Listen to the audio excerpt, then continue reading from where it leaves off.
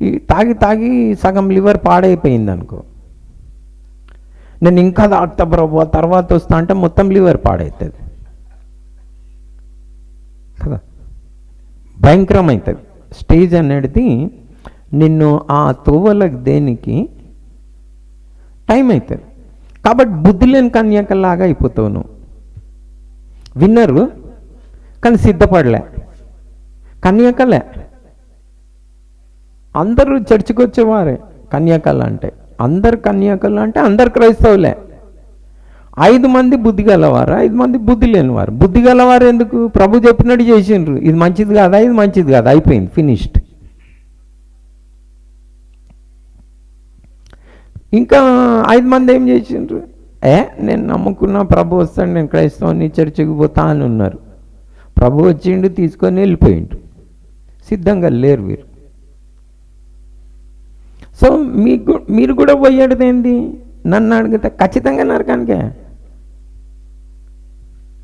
ఇంకా వేరే తొవ్వ ఏం లేదు, మిడిల్లో ఏం లేదు.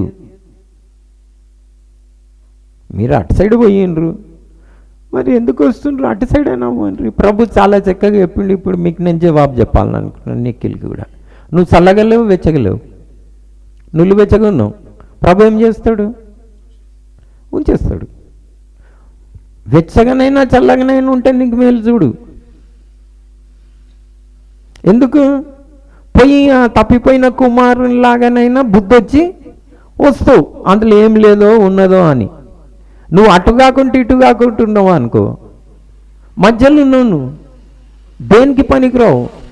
సాతాను నీ టైంని పాడు చేస్తూ ఉంటాడు, భ్రమలో పెడతాడు. ఎప్పుడు పోతావో నువ్వు తెలియదు టుప్పుకున. కాబట్టి నువ్వు త్వరగా పోయి అటు సైడ్ చూసుకొని ఇంట్లో ఏం లేదని రావాలి.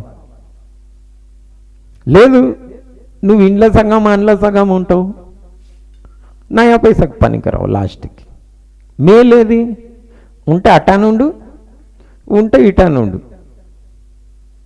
ఎవడు ఇద్దరు యజమానులను సేవించలేడు. నో పాసిబిలిటీ లేదు. సో ఎటు సైడ్ ఉండాలన్నది చాలా టఫ్ క్వశ్చన్. నువ్వు మరి చూస్ చేసుకోవాలి. అందుకని మీరు టైం వేస్ట్ చేసుకోకండి. చల్లగానైనా వెచ్చగానైనా ఉంటే బెటర్. నువ్వు చల్లగలేవు, వెచ్చగలేవు అంటే ప్రభు నిన్ను, నీ కేసుని ముందుగా క్లోజ్ చేసేస్తాడు. నువ్వేం నేర్చుకోలేవు.